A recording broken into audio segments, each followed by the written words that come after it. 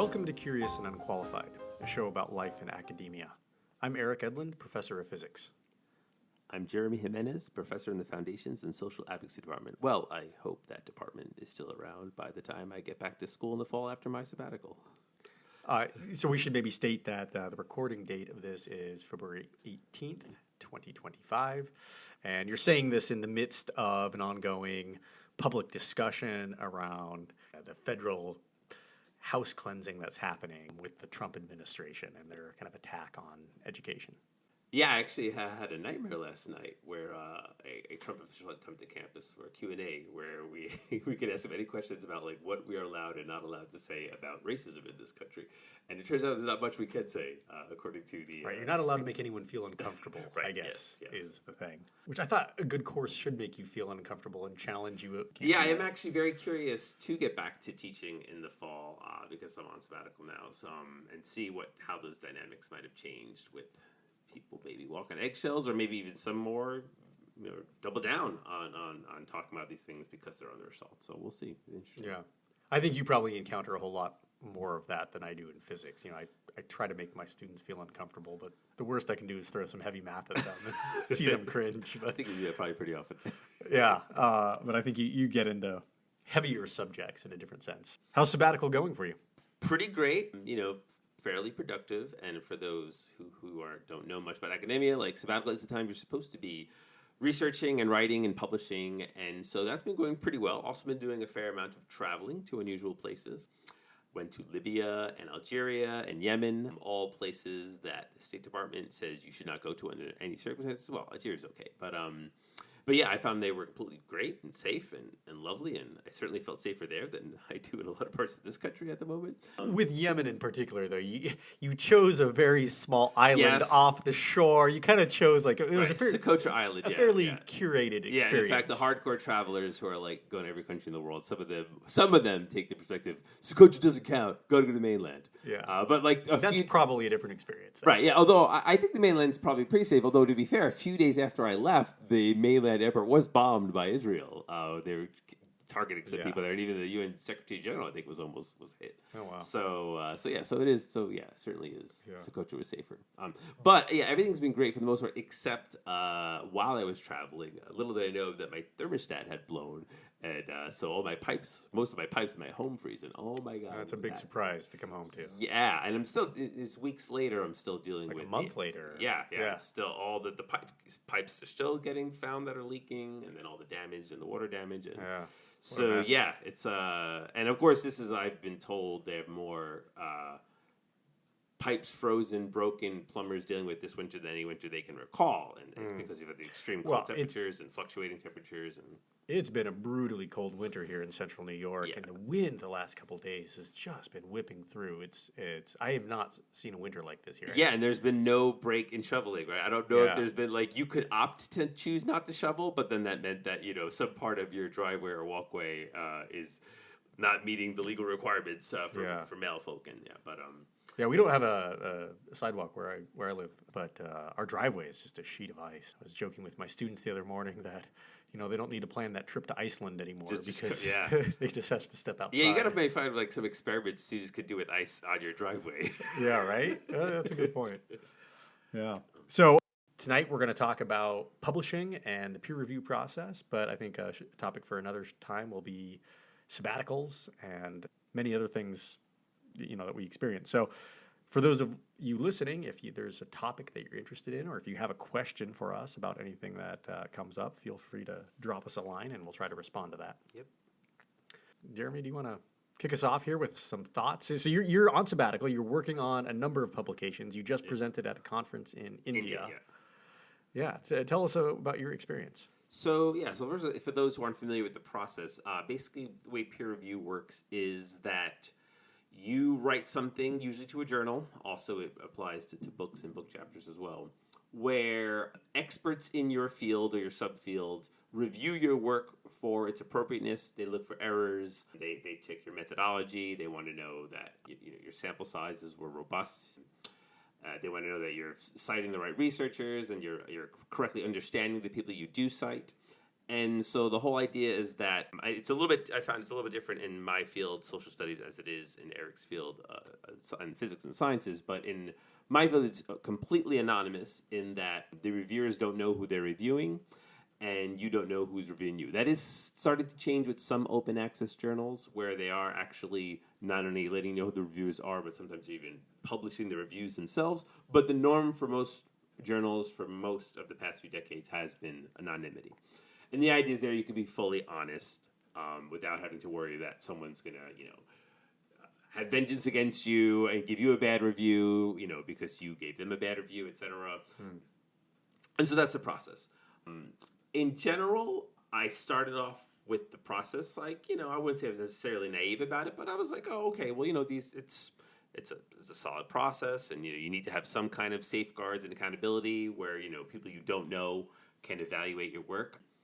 And yeah, and a lot of the reviews I've received have been full of a lot of great feedback, right? And so things that I have published, I think, are certainly improved because of the peer review process.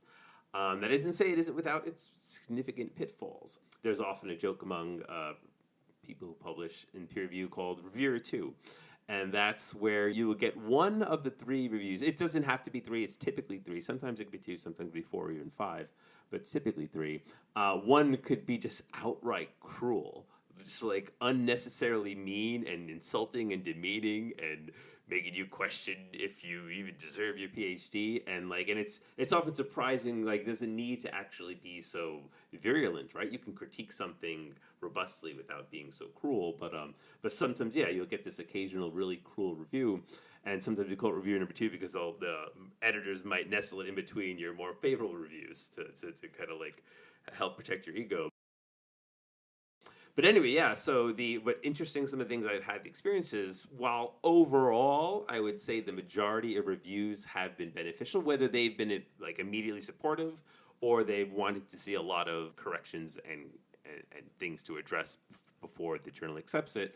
Sometimes, you'll just have really contrary experiences. Like, for example, one time my colleague and I submitted to a journal, and we had one was in favor, one was on the fence, and one was completely opposed. And just like, it was absolutely brutal towards our whole manuscript. And so what you do, the way it works is they give you all this feedback, and then you address their feedback. The most professional thing to do is to tell them how you've addressed their feedback. So in addition to actually just writing your paper and editing it, you give like another document which explains how you address the different reviewer feedback. And then they will then see if you have made the changes acceptable to the reviewers and the editor. And sometimes the editor can override the reviewers, or sometimes the editors completely defer to the reviewers. But yeah, so this happened with one paper, and then we had to make so many changes, a lot of changes which we weren't a fan about. And that's one of the issues, is that like sometimes you're like, oh, okay, I see that didn't explain that well, I'll explain it better. But other times they're like, they want you to make a change you don't agree with. Like I don't think that's appropriate to talk about this. It's not relevant to my study, and I'm trying to keep within the word count. And you're asking I add 500 words about this thing, but I don't really think it would make sense. But they're the gatekeepers, right? And so if you want to get your paper published in a peer-reviewed journal, you need to go through the gatekeepers. So anyway, we went through this whole process in this one manuscript, and then it got rejected again, and just outright rejected.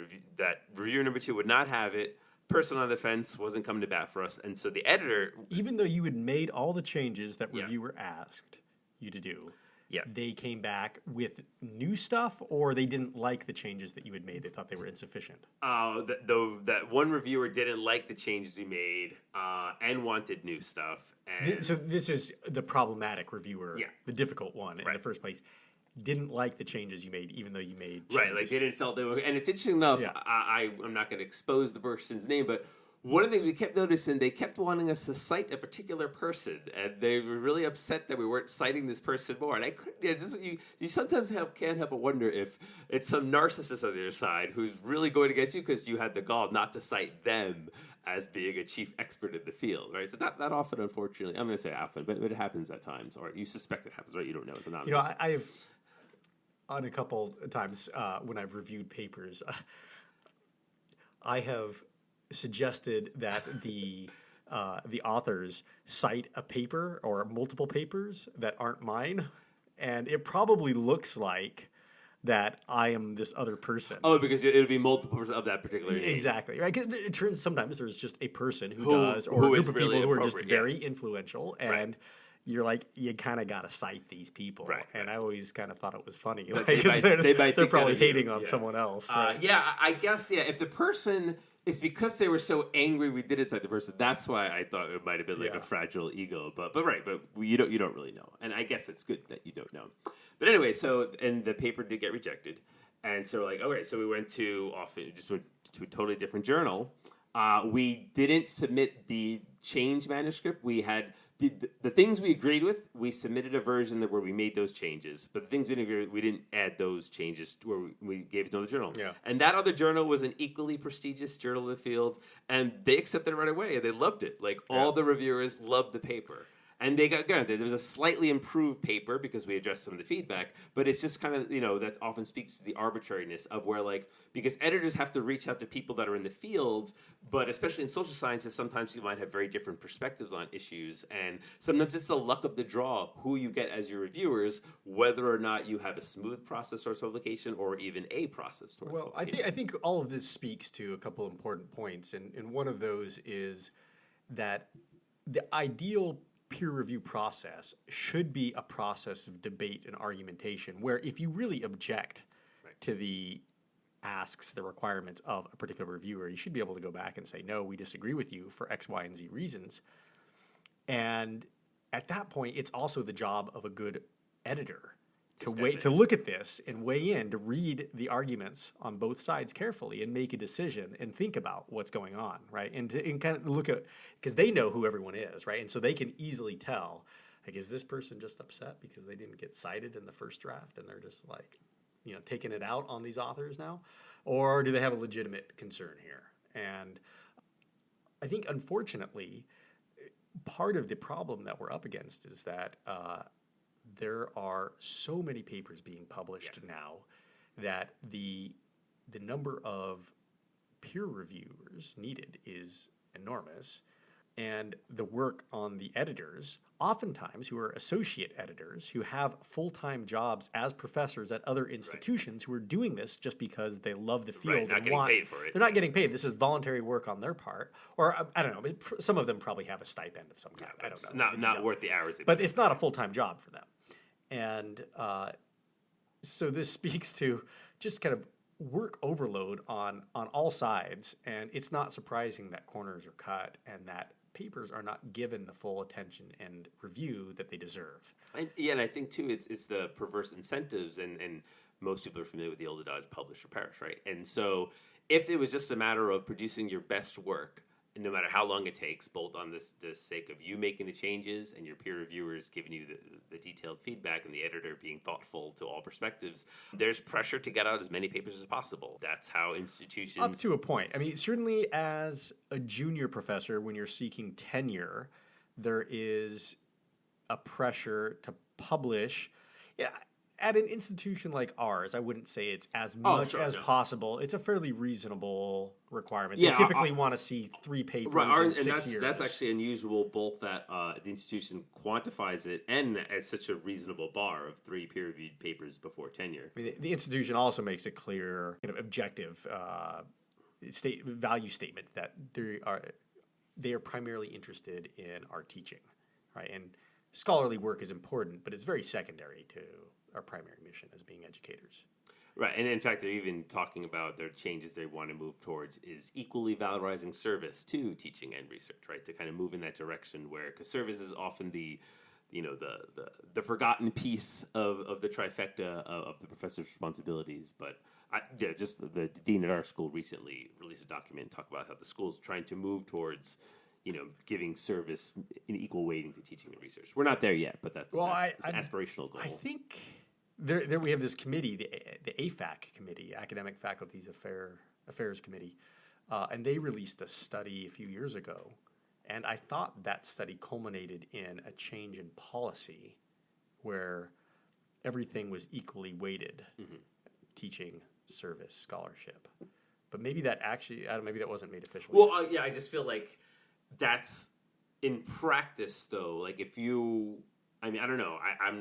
I haven't yet been on a personnel committee that decided who got past the gate of tenure, but I imagine someone who has stellar service but not so stellar research and teaching might struggle to get tenure in ways that if they had stellar teaching but not so stellar research and service, or stellar research and were bringing a lot of grant funding, I can imagine that also overriding. So I don't know. So in other words, if they were fully equal, you could have the superstar in one of those fields get you past the gate, but I don't know if a superstar in service will get you past the gate. I'm skeptical that would still get you there. Yeah. So you're right. It's unclear what this means in practice, right? There's been a lot of discussion about changing standards. Anyway, we're drifting off topic from this topic. Publications. So it's true. You don't have to. It's not just quantity; it's also quality, as often measured by the prestige of the journal, or number of citations, or all the other. So does metrics. your department actually do that? Because to be honest, I haven't seen that in the personnel review processes that I've either been under or assisted with.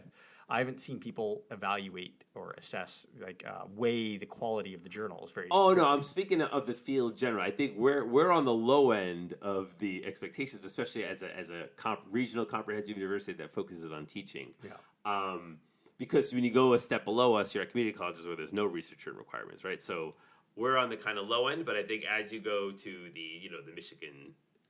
And as you go the R1s, yeah. Then those factors matter more. But I think in general the idea is that the institution kind of makes you feel you probably haven't done enough, right? And I remember even knowing this and trying to actively maintain a work-life balance. I had submitted a paper, and I remember actually feeling guilt that that evening I didn't at least line up my next one. Not start writing it, but just get the document ready and have the sources ready and the articles I need to read, have them queued up. I felt guilt that I didn't do that. Oh, no, just that first task, right? Yeah. It was the day I had just finished a major publication and I had submitted it. So yeah. I think and again, as you go up the chain and as you get to the R1s, there is such an intense pressure to keep publishing in top journals, etc., that's where you get those perverse incentives, such as all these researchers being found out for fraud, and then court cases and losing their jobs, all the retractions that are happening across fields, especially a lot of this was COVID related, where a lot of papers got rushed through because of COVID and they wanted to get data, and now a lot of top journals took back some of those findings, but yeah, I just think, and admittedly, of course, we were talking about medical breakthroughs. Sometimes you don't want to, because the peer review process can take a really long time. On average, some people say it takes between 2 to 3 years. Often it can take 4 to 5 years, and that's because of all the steps that go from you getting your proposal for what you want to research, you going out into the field, collecting your data, analyze your data, writing it up, finding a journal, submitting it, and then the peer reviewers. Sometimes that process can be 6 months for the first round of reviews, and then it could be another 6 months for the second round if you have to revise and resubmit. So yeah, it's very field dependent. I know in the field of economics, it's particularly bad. It can take sometimes up to 2 years to get your first response because they're so backlogged. Yeah. Right. And so this really speaks to, again, the crisis in publishing and the publication process. Because there's this incentive to publish, everyone has to, right? When you're going up for tenure, it's just part of the deal. And there's been a proliferation of journals out there. Predatory journals, right? Predatory journals, yeah. I've never published in anything like that. But just to tell people, so predatory journals are basically pay to play, where essentially. So there's a movement called open access where increasingly and the philosophy behind open access makes a lot of sense. You want to have your papers available, right? A lot of journals paywall their articles, so you spend this time, you write all this research, it gets published, and the only people that can access your article are people that have a library subscription, people that are willing to pay often really high amounts even to access just one article. Sometimes $70, $100, and sometimes or $40 for a 3-day pass, right? So there's variants. So the open access movement is a way to get your paper accessible. The way in which open access often works is you often have to pay to have your paper accessible. In some cases, if you're invited to an open access journal, they'll waive your fees, but otherwise you have to pay. And sometimes the journals might be good, but there's a lot of predatory journals for people who just want to have like publications under their belt. It's literally hey, drop $500 to $1,000 and you'll get your paper published in a month. Because I've seen what I've been asked to be a reviewer on what I eventually found out was a predatory journal, and like there was this pressure for me to turn around like the paper in like a week and give it a positive review. And essentially I gave all this feedback, and then the response from the editor was like, okay, well they addressed one of the things, so we're going to go forward with it. I'm like, what? And then I did the due diligence and looked up more about the journal. I'm like, oh, okay, predatory journal, I see. But of course I didn't feel that bad because it doesn't matter, right? If I did it, they were going to basically pass it under because the person paid to have their paper published, and therefore they could say they peer reviewed officially, even though they ignored what I had suggested. Yeah, that's very interesting. That creates a bit of a conundrum for the tenure process, right? Right. If you knew that somebody was going up for tenure and all or some of their publications were basically in a pay-to-play predatory journal, would you count that? Could you not count that? Are there policies out there that let you not? I mean, I know of a colleague at her institution that we were talking about publishing in one particular journal, and she said, oh, there's some concerns that might be a predatory journal, so can we try to go somewhere else? And because we had an invite where it wouldn't have cost us anything to publish there. And I was like, okay, yeah, sure, let's pick another journal. But like, so at least in her institution, she felt that somewhere in the chain, she was told, hey, you risk if you choose to publish in a not fully vetted journal, we might not count that towards your publication count. Yeah. And so publish it at your own risk. So yeah. I don't know how widespread. I suspect those policies aren't that widespread. I think if anything, it could be if you were up for tenure and someone who had the time, and who has the time, but if someone had the time to actually look at your journals where you published and they found something predatory, then that could possibly work against you. Thinking back to our policies now, I suspect that there's something in there, some very vague language that we're supposed to assess the quantity and quality of the publications and the journals in which they're published, right? So there's probably some language in there that allows us to look for things that are predatory journals. Here's a little bit of an ethical question for you that just comes to mind. Let's say that you were serving on a personnel review committee. Mm-hmm. A young faculty member is going up for tenure, and he or she submits their portfolio, and in there they have their 3 or 4 publications, and let's say you think 3 of them might be in a predatory journal. You're not sure. Do you go and do some scouting on the side to figure out and assess the quality of the journal, given that we are supposed to, when evaluating a portfolio, only use the information in the portfolio? Well, only the information in the portfolio, but if they told us where the journal is, I think that's game too. Like, I think when the restrictions on using information not in the portfolio is like you can't go to their LinkedIn page and go to and say something, use something they wrote there, or like something they posted there. But I think if they say the name of a journal, that's game, because I think you have it would. I wouldn't naturally be skeptical of a journal, but if for some reason red flags are raised in me, I think that would be appropriate to look into a journal's. Yeah, I feel like that's right, kind of on the gray area there. I mean, there's kind of this. It's almost a matter of etiquette of like how much you're supposed to go, kind of how much you're supposed to take someone's word for it that their work is. Yeah, I guess I would be a personnel committee would be 3 or 5 people. I would probably bring it up to the committee. I'd be like, hey, I looked into this. I have some concerns with the predatory journal. I don't know how you all want to handle this. I wouldn't make a unilateral decision, but I'd raise the issue for others. Yeah, that's probably a good way to handle it. Yeah. But I don't think we haven't yet heard from what's your process been like with peer review, either as a reviewer or as a submitter? We could talk about both. Overall, my experience has been mostly positive. A few frustrating experiences here and there. Generally, I find the peer review process to be extremely helpful, and I think my papers have always come out stronger, clearer, and generally improved On one occasion, I put out a paper and there was a mathematical error early on in the paper, and it didn't really affect the final results, or not significantly. Like the main conclusions were not affected, but it did affect the shape of some of the graphs in the paper. And the reviewers, one of the reviewers, caught that mistake early on, and the journal and the editors were gracious enough to let me correct that mistake, and then proceed. Ultimately, made it through the peer review process. So I look at that as like, that to me is The gold standard. kind of the gold standard, right? It's a collaborative process, right? They weren't there to shoot me down. They weren't there to humiliate me.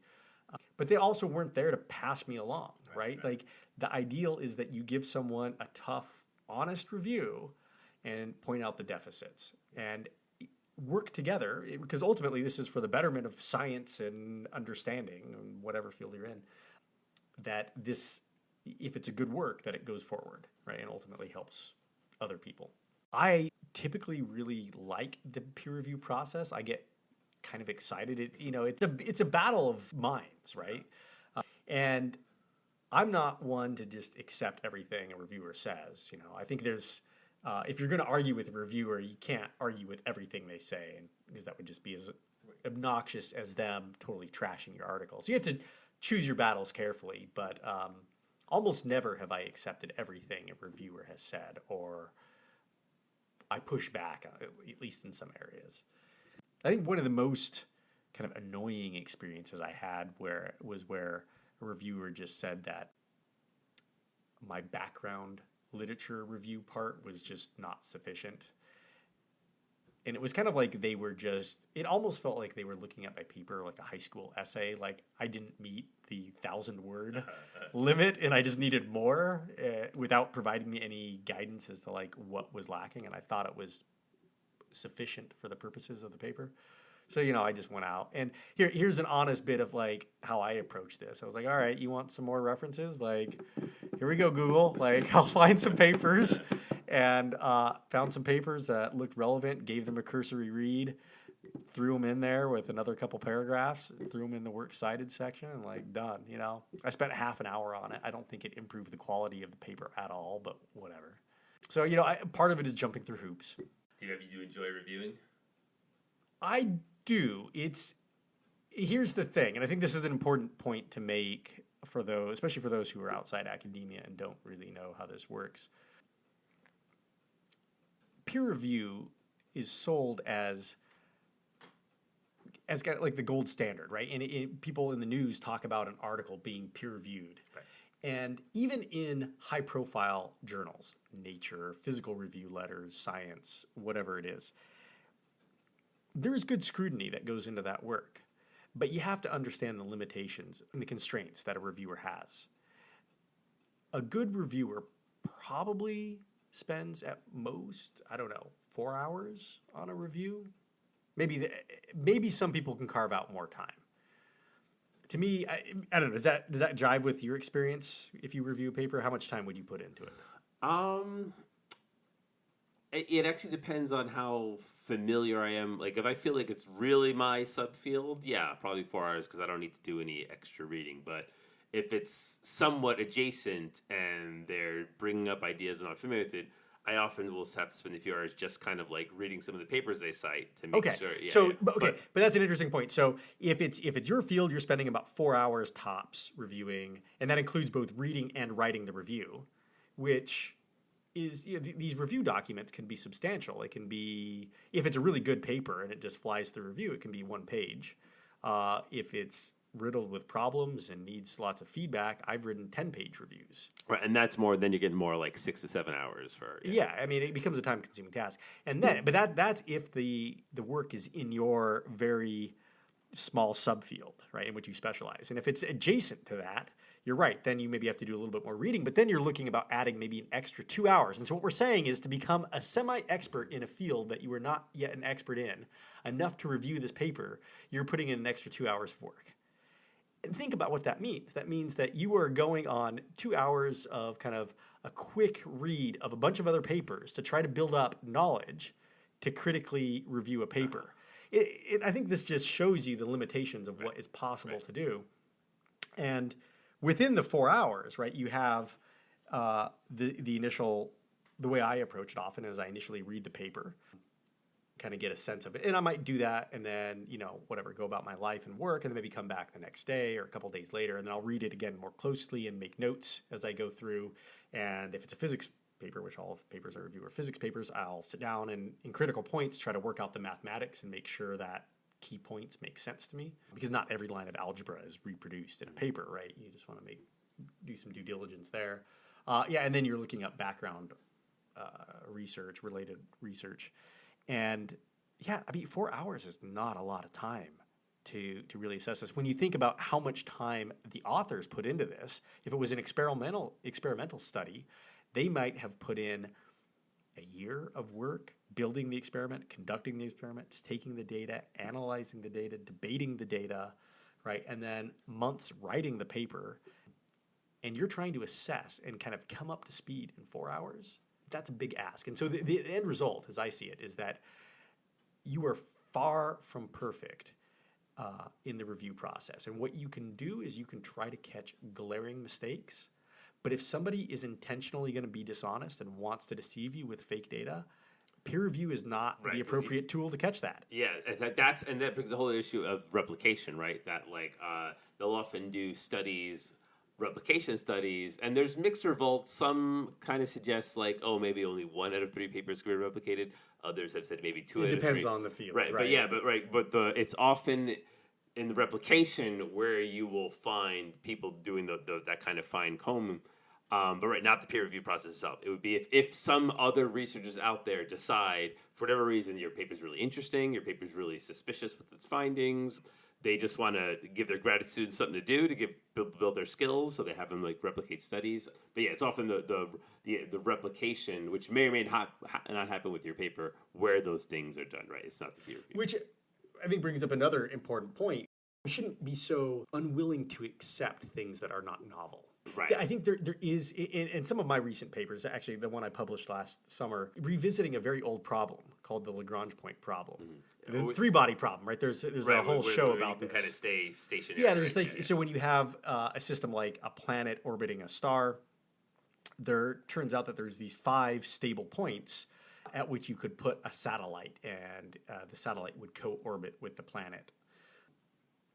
The solution of these points is non-trivial, and what's interesting is that this problem was originally solved in simplified version about 250 years ago.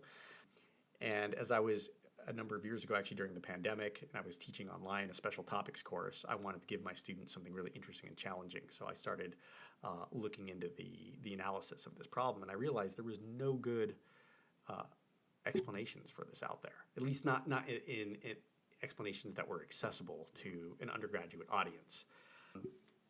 And so it became one of my projects to kind of revisit this work and distill it and kind of breathe some new life into it and bring it back into the discourse, right?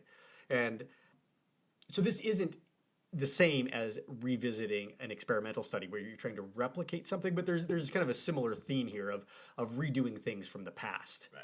And I think there's value in that, right? Because we can only remember so much. The last real solid analysis that I could find on this Lagrange point problem was in a book published in 1967 by a Hungarian physicist who worked for NASA. And his book is this enormous treatise called Theory of Orbits.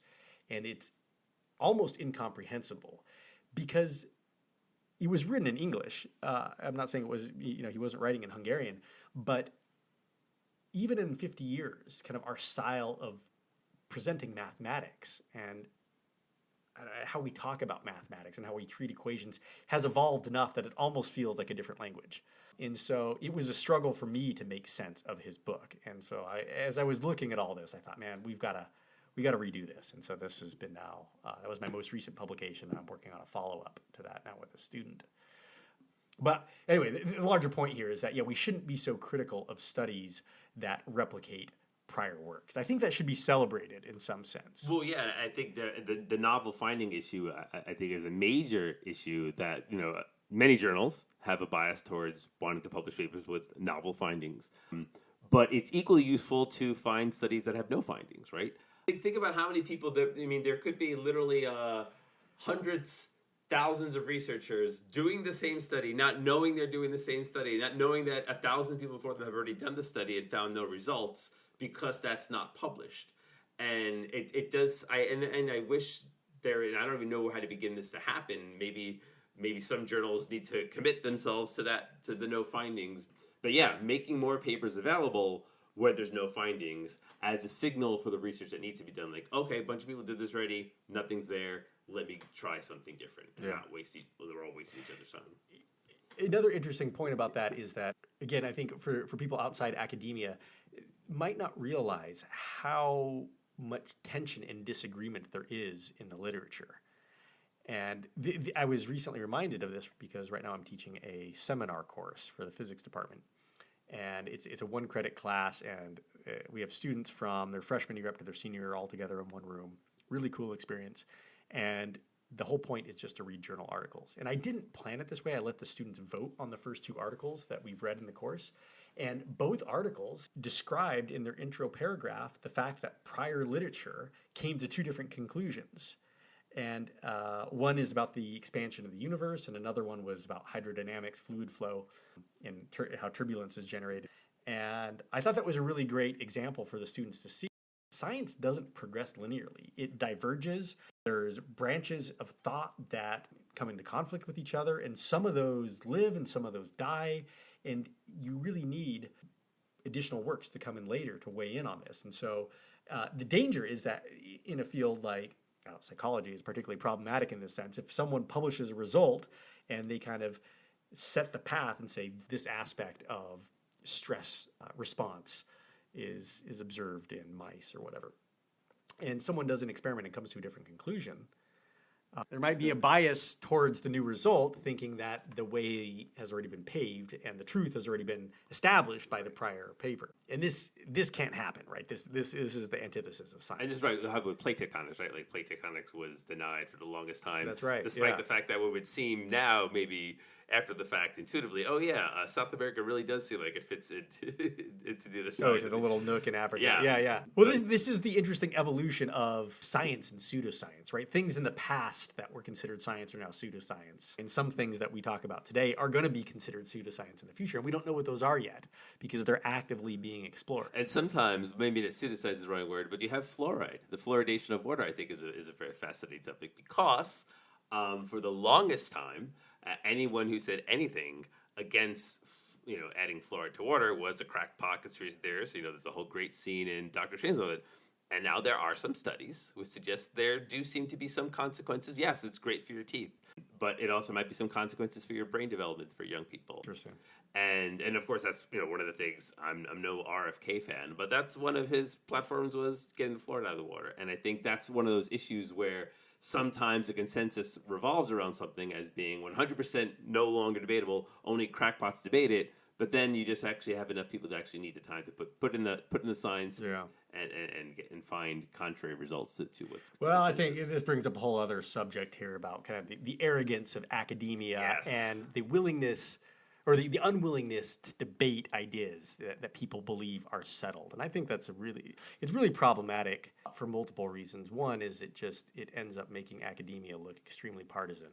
And it is, in a sense, extremely partisan for this reason. I think we all have quotes that are pet peeves. One of mine is "trust the science." That phrase just irks me so much when people say "trust the science," like as if like a particular conclusion of a given time is because somebody published a paper, right, that says one thing, it's done, and no one can challenge that anymore. Yeah, exactly. It's ridiculous. It's all very interesting. Maybe we should, in the interest of kind of wrapping up this conversation and bringing us to the end of the show here, we should get back and talk about our experiences as reviewers. I also have find it a very enjoyable process.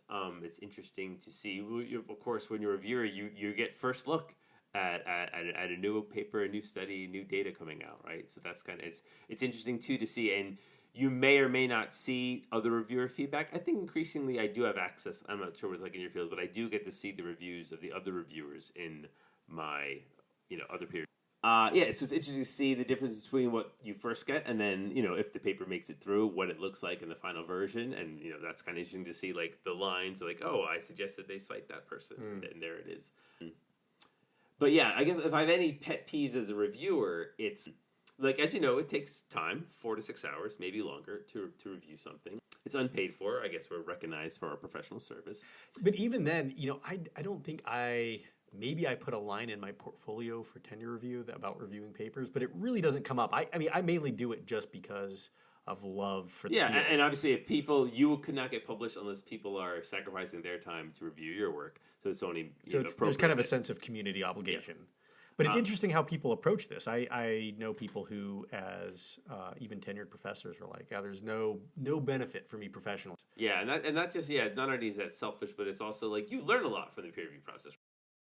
What's your perspective on AI in your work? Pretty strongly against it in almost all manners. I think it's going to contribute to future brain rot. I mean, the argument that it's like it helps you fine tune and do the boring stuff for your lit reviews. Like, it might help you fine tune if you've already developed a writing skill. Yeah. But the way it's just so tempting for young people to use this thing available to churn out the homework, that they're not going to get to the point where they actually can, I believe, learn how to write on their own without that assistance. And so we're rapidly seeing the death of writing as an ability through AI. In addition to that, there's the environmental issues of its excess energy use. That's also interesting. And there's just the whole idea of feeding into a system. We don't know who's collecting this data. What's this data going to be used for? I call me a dinosaur, call me a laggard. No problem with such terms. But yeah, I have philosophical objections to it that, other than obviously when I do a Google search, it AIs a lot of my responses, right? Like, I don't reject that text, but I never have actually plugged anything into ChatGPT or what's the new one, DeepSeek.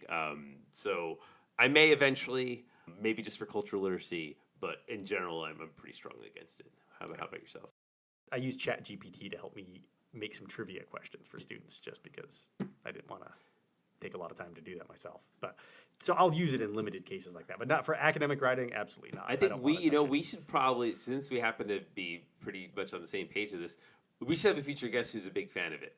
I was thinking the same thing. I want to get somebody out there who wrote their PhD thesis completely with AI. You can come on the show anonymously. We won't say who you are, but yeah, somebody who uses this.